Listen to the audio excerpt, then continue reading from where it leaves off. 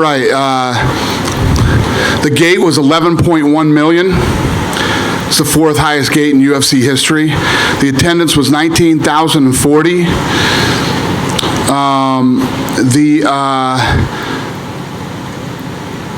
The bonuses went to Dober, Diego, Kelleher, Olenek, and McGregor. I gave out 5 tonight. I'm feeling very generous tonight.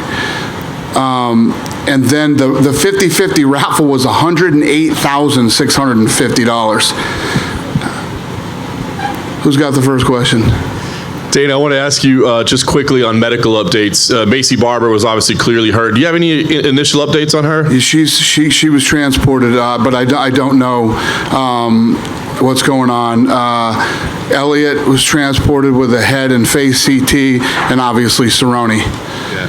With Macy, I wanted to ask you real quick. Do you know if there was any pre-existing condition, or what did you make of the doctor coming in? We don't often see a knee check in the middle of a fight like that. So weird. I know. I don't know, man. That was weird. Where's Hunter at? Did you ever find out what that was about? You want to check her knee? All right. Fair enough. Just quickly on Cowboy's condition, precautionary, or does it look like he has a broken orbital, or do we know? I thought he had a broken nose, but I don't know. What do I know? Fair enough. Let's get to the main event. Conor McGregor, obviously an incredible victory for him tonight. What were your thoughts on his performance? I was blown away. He looked unbelievable. You won't hear another peep out of me about fighting at 170. So, I know that there's always critics and there's always somebody who has an opinion. People are going to say that Cowboy was shot, which is total bullshit. And Conor McGregor came out. He looked fast. He hit hard. He had a game plan, and he finished a real tough kid who came to win. Obviously, Conor McGregor is great for UFC business, but I wonder, Manny Pacquiao's team has already sent out a poster of him. Floyd Mayweather has just now sent out a poster of, the rematch. And, is this going to be good for you, or is this bad for you now that Conor's going to be so much in demand again that now you got to go through all these options and figure out what works? Was Conor out of demand? No. Yeah, these are great problems to have. I'll deal with them. Nice. I know you don't typically release numbers, but can you give us an idea of, how this pay-per-view is looking? Killed it. Like the number that we did on a fucking streaming service is unbelievable. Yeah. Let me tell you what, and I got to say this publicly too, because the job that ESPN did promoting this fight, I have never seen anything like it. You guys have been in the fight business for a long time. I haven't seen anything like this in my life. You couldn't turn on an ESPN channel without knowing the fight was on. One of my friends was showing me today, and I don't know this shit, but there's on your phone, there's like malls that you can go to, right? Like a mall. You can go shopping and buy stuff from all these different stores. To get into the store to buy, you had to get through the Conor McGregor Cowboy fight first and select to buy it or don't buy it or whatever. So I just have to say, the job that they did promoting this fight is second to none. It was amazing. Yeah. So coming into this fight, you teased that, hey, if Conor wins, you really like the idea of a lightweight title rematch. But this week, there's been a lot of fan demand, it seems like, for him versus Masvidal. And now that you're saying, hey, you like him at 170 pounds, what do you think makes more sense? A lightweight title fight, or maybe this fight with Masvidal? Yeah, listen, every time there's somebody out there fun, there's always somebody fun that can match up with Conor, and everybody wants to fight Conor. Everybody's wanted to fight Conor for the last however many years. When you look at what makes sense, right, we're at a place right now where Conor was saying, going into the Khabib fight, he had lots of personal stuff, some stuff self-inflicted. He had injuries. He had all these things going on. And he has been obsessed with getting that rematch because he knows that he wasn't, 100% right. And when you look at this for Khabib, Khabib is 28-0. He's undefeated, right? And you start talking about this kid's legacy. First of all, to go 28-0 in this sport is, I don't care who you fought, it's tough to do, right? Well, this guy's the world champion. And after tonight, and with how Khabib won the first time, and how famous Khabib has become since that first fight, we're looking at, like, you know, Hagler Hearns. We're looking at, like, you know, Ali Foreman, Ali Frazier. This is a massive fight with global appeal. It's the fight that you make. It's the fight that makes sense. It's for the 155-pound title. If Conor and Masvidal fight, neither one of them even have a title, although Conor does want his BMF title, but he doesn't have a world championship. So Khabib's the fight to make. It's huge for Khabib's legacy, too. I mean, if he beat Conor McGregor, then he beats Tony Ferguson, then he beats Conor McGregor again, and I mean, this is how this kid, when he retires, he's 30-something-0, and he's beat all the best. Crazy. Last thing for me, Dana, Cowboy, want to get your thoughts on him. I mean, obviously a future UFC Hall of Famer, an all-time great. You said it. People are going to criticize, say shot, that sort of thing. What do you see for Cowboy moving forward? I mean, would you recommend he only fights at 155? Do you want him to take time off? What would you do? He fought a 55-pounder tonight. You know what I mean? It's just like, people are going to do it. It's just, you can't stop it. This is what people do. Media, fans, whatever. Conor McGregor looked ridiculous tonight. Nobody saw that coming. Nobody. And the way that he went in there, the way that he did it, he looked fast, he looked sharp, he looked strong, and it was all about Conor. Had nothing to do with Cowboy being shot or anything like that. Kev? Hey, Dana. You know, everybody talks about Conor's physical skills, but do you think what separates him maybe from a lot of guys is his mental ability? And it seems like, you know, he's a good game planner, and he just has that ability to put everything else out of the way and kind of focus on a fight, and it might be the thing that separates him from a lot of guys. That kid has an incredible fight IQ, and he has the speed, the power, and the ability to back it up and implement. And during your career, you know, you've seen a lot of guys that, you know, they were tough guys and they lose fights and they don't come back the way, you know, he came back tonight. I mean, a lot of times guys, you know, kind of, they lose it and they're not the same confidence-wise. Is that another thing that you notice in him that makes him different? Well, the other thing that makes it different is, more importantly than you lose one and you come back, is the time off. Time off is usually never very good for fighters. You stay active, you stay in better shape, your timing is better, all that stuff. And many of you know throughout the years with me talking, I'm a big believer in ring rust. I believe in ring rust. It's real. I've seen it. I've seen it happen. I've seen it play out. We didn't see it tonight. And last thing for me then, you know, I told you I thought a Khabib fight would do $3 million with Conor, right? So I'm in agreement with you, but I'll bet it does more. Oh, okay. Listen, when you said that, I was with you. I'm telling you right now, Khabib versus Conor is the biggest fight in the company's and the sports history, but I think it might rival Conor and Floyd. Interesting. So I'll just throw this out. I mean, he said he would fight in March if that was there. You got 40 seconds. Here's your problem that you have if you wait for Khabib, don't you? Khabib's no guarantee to win, number one. Right. And then number two, if Conor fights in March, now you have him sort of on the same path, and then as soon as he wins, he's ready to fight the winner, as opposed to if, let's say, Khabib loses, now you don't know you have a rematch or what you do. Doesn't it make sense to bring him back and maybe put that Masvidal fight on underneath Adesanya, and you have or in front of Adesanya, but you have him fight again, gives you another big fight at the start of the year and keeps him active, as he only fought 40 seconds, as good as he looked. Yeah.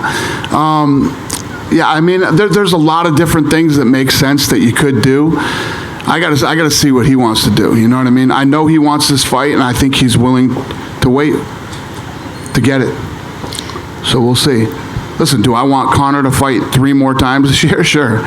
You know, do I want to see Masvidal Conor? Sure. But you got to do what makes sense too.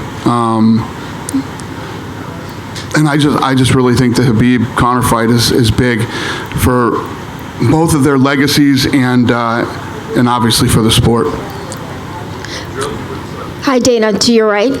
Hi. Hey there. So Mark Davis, the owner of the Raiders, was here tonight. How interested would you be to put that Khabib and Conor fight in Raiders Stadium? That is not what I thought you were going to ask me, but yeah, I think that the Khabib-Conor fight, could be done anywhere. It could be done in a stadium somewhere. It could be done at Madison Square Garden, Dallas, Texas Stadium, the O2. I mean, you could do that fight anywhere. So we need to sit down and look at what makes the most sense.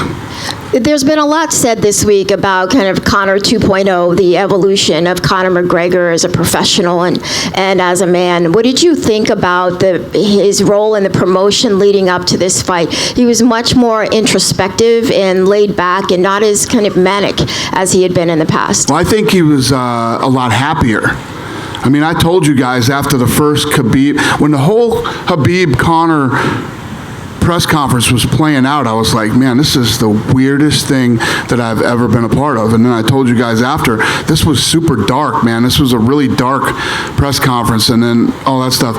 And if you look at the things that were going on with Conor at that time, and, during and after that fight, what I saw this week was a guy who was happy,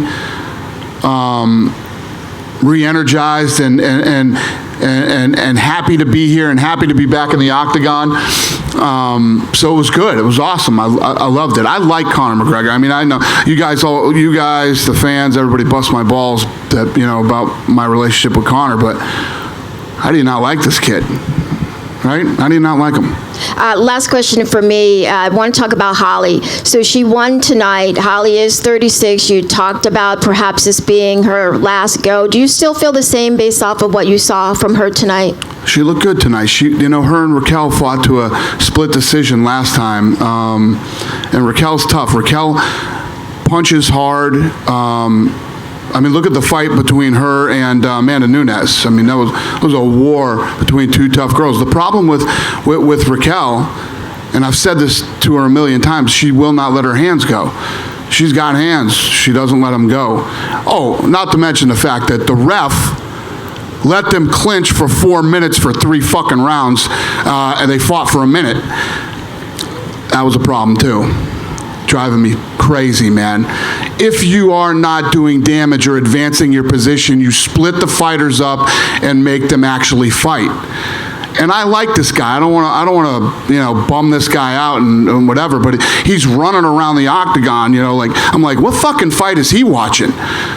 He's moving around like he's trying to stay out of the way, like there's a fucking war going on or something.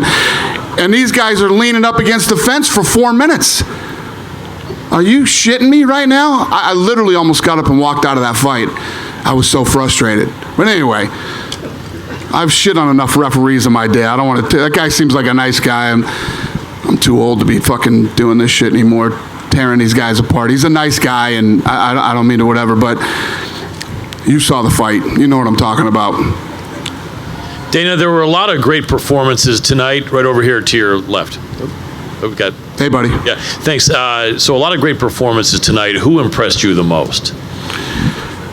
Diego looked really good. That's a big win for him. But a lot of these kids look good. That's why we gave out 5 bonuses, right? How you not going to give Conor a bonus? Right, of course. Right. So. And Conor makes $1 zillion. So I had, I felt bad not giving one of these other kids a bonus too. So we gave them all bonuses. But he looked good. I mean, look at Dober. I don't know if you saw if you don't know, now you know. Dober was in there, but, if you look at Dober's record, his opponent was the guy you were looking at. He's 11-2. He's on his way up, and look what he did. That's 2 back-to-back fights for Dober. So he looked damn good and had a good performance and made some money tonight. How surprised were you with Roxanne Modafferi's performance? We know you liked Macy. Everyone did. She's a great fighter, young fighter. Were you really surprised, or did you think? No, I wasn't surprised. At the end of the day, you know, when you're climbing the ladder like that, Roxanne is a tough test. We knew that she was going to be a big test for her. And if her knee didn't pop out, you know, maybe it would have been a different fight. Because one of the things about Macy that I love, and I can't remember who she was fighting, but you guys might remember, she got her ass whooped the first round. Went back to the corner, readjusted, you know, and came out and finished her in the second round. So who knows how the fight would have gone if her knee didn't pop out, but these things happen. She's young, she's talented, she's tough, and she'll be back. I agree. Speaking about Diego Ferreira, I think he's probably due to fight a top 10 opponent soon, and he seems like a guy for real. Do you have any plans for his future that come to mind? Yeah, he looked good tonight. So, and like I said, beating Anthony Pettis, and Pettis is ranked number 11 right now. So big win. What you don't want to do when you're that kind of guy is bust too far into the top 10. So we'll figure out what's next for him. Last one for me. Obviously, it's not a pleasant subject, Alexa Grasso, that fight falling out. You may have seen that she's saying she's going to 25. She's not waiting or fighting you guys like some fighters do and say, no, give me another chance. She's herself said she's going to 25. Are you going to give her a chance there? How do you feel when someone misses like that, but they take it upon themselves to say, I will go up to the next weight division? Listen, man, I said it the other day, too. We get pissed off when people don't act like professionals and make weight and everything else. Alexa Grasso is one of the sweetest human beings on this planet, and she's a professional, and something must have gone wrong in her camp. I think that if you look at her, she's gained a lot of muscle over the last year, and I'm wondering if that had something to do with her not making weight, but I actually feel bad for her. She's a great kid, and I look forward to seeing her at 25. And for Claudia, I'm sure you're going to want to give her a quick turnaround. Anything? No, I don't. She wants it. I don't want her to have to cut that weight again. She made weight, you know, and she's a savage. She's terrorized. She wants to fight again and all this other stuff. I'm going to talk to some people and see how long we should wait for her to be able to cut weight again. There's no hurry. There's no hurry. Awesome. We're going to do whatever's safe. Appreciate it, Dana. Yep. Yes. What did you make of the stoppage in the main event? Because there was some consensus online that perhaps Cerrone took a few more shots than were needed. I thought you were going to say something else. I was going to be like, what? Yeah, you know, that happened. What was the other fight that happened in? Nasrat Takbaras, Drew Dober. Huh? Yeah, the Dober fight. Yeah. He got hit with like 12 unanswered shots. Yeah, the reffing wasn't 100% tonight. I mean, that's a fact. Okay. I don't know if the Cerrone stoppage was horrible, though. I don't know if I would say that. Well, what would you say about it? At the end of the day, the reality is we're not in there. We're not the refs, and you know, I wish it could be perfect. It's never going to be perfect. It's not perfect in football, basketball, or any other sport, and it's never going to be perfect here. And I think that it's probably one of the toughest jobs in all of sports, because everybody's an expert and everybody's a critic and everybody wants to rip you apart after they don't like the way you did it. But as long as nobody gets hurt, you know, I thought the Cerrone stoppage, never once did I look at the fight and go, they should have stopped that sooner, like I did for the other fight, the Dober fight. And then, so you're saying that the Khabib-Conor fight, you know, should be next, but that seems to be completely based on the fact that Khabib wins the fight with Tony. If Ferguson wins, I said that. Well, what's the plan then? If Ferguson should pull off the upset? Conor wants that belt back. He's going to fight whoever wins. So it's regardless of. Yeah. Okay. And if Robert Whittaker had to pull out of his bout with Jared Cannonier, there's a lot of rumors online about Darren Till stepping up to take that fight. Is there something you can? I think so. I think Darren Till hurt his foot or something, didn't he?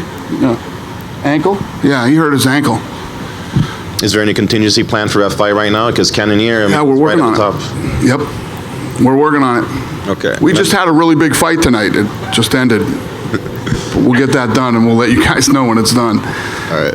And a final one for me. In New York, I asked you about Alexander Gustafsson. You said that you've been in talks, that he is coming back. When we've talked to him, it's kind of like he doesn't want to say too much. So can you give us an update? He doesn't want to say too much? Yeah, he's kind of like, I don't know, we'll see what happens. But yeah, that sounds like Gustafsson. Okay, give us an update. I mean, have you spoken to him about a potential timeline for a comeback? No, but he wants to come back. Okay, thank you. Yep. Dana, down here. Hey, a minute ago, you were talking about some of the cities that a potential rematch between Conor and Khabib could happen in, right? Conor wants it to happen in Moscow. Is that even possible? Nope. It ain't happening in Moscow. Why not? Why? Yeah. Why do you think it's not going to happen in Moscow? Pay-per-view, maybe? But I don't There's know. many, many reasons why it wouldn't happen in Moscow.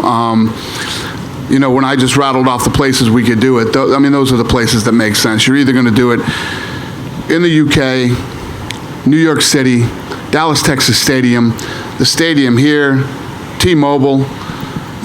Those are all the places that make sense. Realistically, Vegas is always the place that makes the most sense when you have a massive fight. Unfortunately, Khabib is not a big Vegas fan after what happened to him last time. So, I don't know.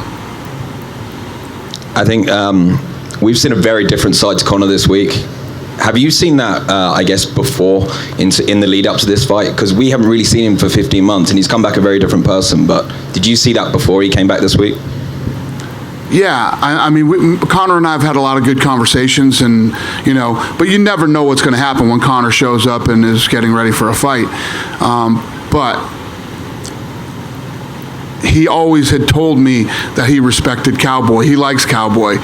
Thinks Cowboy's a family man and a good guy, and has always fought all the best in the world, and things like that. So I knew he liked Cowboy and respected him.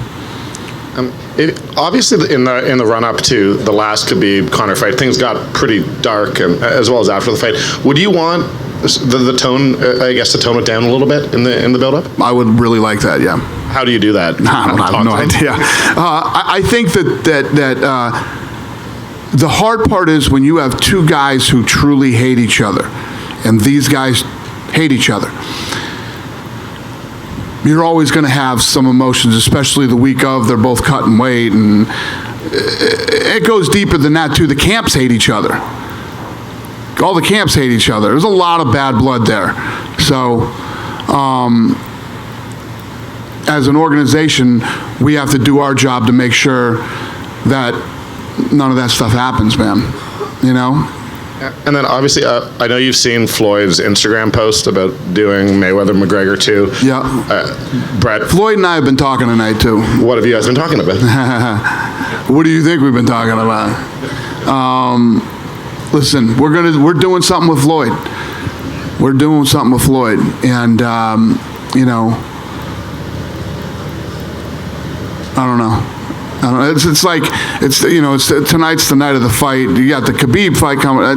There's so much going on. But Floyd is in our plans, and we are in Floyd's plans this year, and we'll end up doing something. Dan, right here in front of you. Do you worry at all about Khabib maybe being a little difficult in trying to fight Conor again? He's mentioned multiple times he wants him to win 9-10 fights in a row.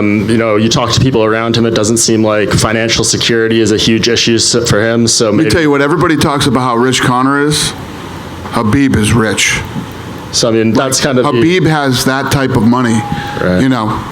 Khabib has that type of money. And when I say that type of money, over $50 million. But the reality is Khabib has never turned down a fight, ever. Khabib doesn't turn down fights. This is not his style. He hates Conor McGregor, and Conor McGregor hates him. So anytime you talk about one to the other, those are the type of responses you're going to get. Right. And to circle back to Macy Barber, I asked you this question in New York about, her aspiration of being the youngest champion in UFC history and everything, and you're kind of expressing, how you need to matchmake and bring these type of fighters along. She's a minus 1,000 favorite tonight and ends up losing. Is this kind of what you were referencing in that sense, and maybe not pushing someone too quickly still? You never know if somebody's knee is going to pop out during a fight. Those are things you can't see coming. Has nothing to do with the matchmaking. Right. Do you give her a step back though after this, or do you think Well, you definitely wouldn't. What was Roxanne, 7? You don't give her 6 or 5. You maybe give her 8 or 9. Right. And Alexei Oleinik got a bonus tonight as well. This guy's very unique in MMA. He's the first fighter to win across 4 decades, starting in the 90s, 2000s, 2010s, 2020s. What do you kind of make of him? Fabricio Verdum called him out after and said he'd love to fight him when he returns from suspension. He's an older guy, very unique style. What do you just make of him? Yeah, no, he's an incredible athlete, man. To do what he's done and still be doing it is very impressive. There's a lot of guys that did that, but they're not doing very well. Still hanging out and fighting, or they're fighting bums, right? To be here doing what he's doing in this organization is tough to do. Dana, just over here in the front, I'm just wondering, what's going on with, what would your plans be for Justin Gaethje? Obviously, he's right up there in the division as well, and if Conor has the next title shot, does that mean he'll be fighting again in the interim? You know what? It's a great question. That's a great question, because there's been all this, what about Justin Gaethje stuff? The reality is, me and Justin Gaethje need to sit down and talk face-to-face and have a meeting. So I'll probably do that in the next few weeks and sit down with him. I like Gaethje. Gaethje's a great kid, and he's a super talented guy, and he and I need to get on the same page. Because I know Conor wants to be, and I'm not sure what the status is now, but he wants to be like a backup in case something happens with this Khabib-Tony Ferguson fight in April. I just want to be a backup. He's saying that fight's not going to happen. He has predicted that fight will not happen, and he will slide in and cut weight and do the fight. Do you take that on board? Is that something you would consider, or? Yeah. I ain't saying no to that one. Because I was going to say Gaethje, I suppose he'd be in a position as well where he would love to be in a backup spot to that fight falling out too. Yeah. So there could be a couple of guys there. I'm just wondering, you've spoken about how big this Khabib-Conor fight rematch would be. How big do you think a Tony Ferguson-Conor McGregor fight could be? I mean, that big. Conor McGregor and this guy right here with the camera is a huge fight. Hey, Dan, you're right. So if you want Khabib versus Conor, and then would that leave Usman versus Masvidal? Is that what you like in a perfect world? Guys, me, you, and everybody else knows that's the fight to make. That's the fight. The fight is Masvidal and Usman. Speaking of Usman, did you catch that his Twitter got hacked tonight? Yeah. Do you know what happened there? Crazy. I mean, she brought it to me and told me, what do you think the first thing I did was when I read that? And she told me his thing got hacked. The first thing I'd think about this. Think about, did you see the tweets that were going out? Yeah. Right? What do you think the first thing I did was? What did he say? Call Twitter. That's probably what I should have done. I called Conor. I said, he got hacked. So don't say anything, don't do anything. Usman and Ali are sitting right in front of where Conor comes out and does the thing. Yeah, so the first thing I did was tell Conor that. And he didn't believe it. He doesn't believe he got hacked. But we had no problem, so. Ali said that the UFC was looking into that. Do you know what the outcome was? Okay. They put his bank account out there and his PIN code and crazy shit. Yeah, that's crazy, man. Horrible. And then, have you thought at all about what's next for Cowboy? He's lost 3 in a row now, but obviously all against the very best in that division. Yeah, he lost to number 1, number 3, and number 4. So I don't know. You know, I'll talk to him and see what he wants to do. But we all know the answer to that question. He's like the lighter version of Chuck Liddell. You know, it's like this is what the kid does. It's what he loves to do. It's who he is. You know, these are the not so fun part of this job when you have to have these kind of conversations and ask him what he wants to do. But I don't know. Will you ask him to take like a break or maybe I'd like fight to guys who are not ranked as high? Maybe? No, that's not what we do here. We don't do that here. So, you know, when the rankings come out on Tuesday, we'll see where he ranks, and that will determine what fights he would fight next. But if you feel like you should fight guys that aren't ranked in the UFC, you probably shouldn't be fighting in the UFC. You should be fighting somewhere else, because there's plenty of places you can go where you can actually make a lot of money. You know? Last thing for me, Nate Diaz has tweeted a bunch of things tonight, a bunch of different things tonight. Have you spoken at all with him? Has Hunter spoken at all with his people over the last few weeks? No. In a perfect world, do you see him fitting into any of these plans coming up this year? I don't know. I don't know. Not off the top of my head, no. I don't know what Nate wants to do next. Okay. Thank you. Over here to your left, Mr. White. Yep. Good evening. How are you? Over here. Hey, buddy. Hi. How are you doing?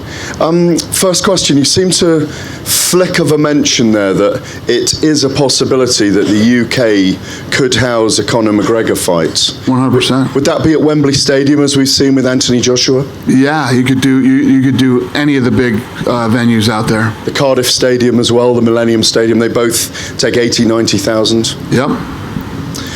When you go back to the office on a Monday morning, you haven't had Conor McGregor for 15 months. Does it make your job easier? And what I'm asking is he arguably, Conor McGregor, the most complete package we've ever seen in the history of fight sports?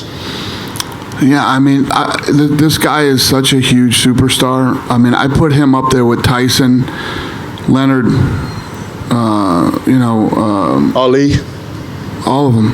He's got the biggest pay-per-view in pay-per-view history, and he's, how many of the top 10 does he have? I don't even know, but he's one of the biggest stars out there.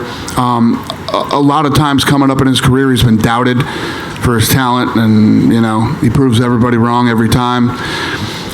And, I mean, the kid is just such a massive superstar. So does it make my job easier? Yeah, one day out of 365 it does. Yeah, obviously promoting a Conor McGregor fight is fun. It's whatever, but I wouldn't say it makes my overall job easier. No. Is it fair to say that he's worth probably more than $2 billion to the company if you can keep him fighting for the next couple of years? $2 billion? Yes. Sounds like a good number. I'll take that. I don't know what he's worth to the company, but it's big. Let me put it to you this way. I just thanked ESPN for the promotion that they did, right? You couldn't go anywhere without seeing this fight and knowing that this fight was on. If you had to pay for what ESPN did for the promotion of this fight, what's that number? It's a massive number, right? Then, all the people that come out and watch the fight, this is one of these fights that people who normally don't buy, right? So the number is always massive. Then Conor comes out and does what he did tonight. You can't put a number on that. It's massive, and it's global. The whole world is watching tonight. But when you say you can't put a number on, can we say $2 billion? No, I just said you can't put a number on it. You can't put. It might be more than $2 billion. Who knows what the number is? It's massive. Thank you. That was weird. Just said it might be more. You guys good?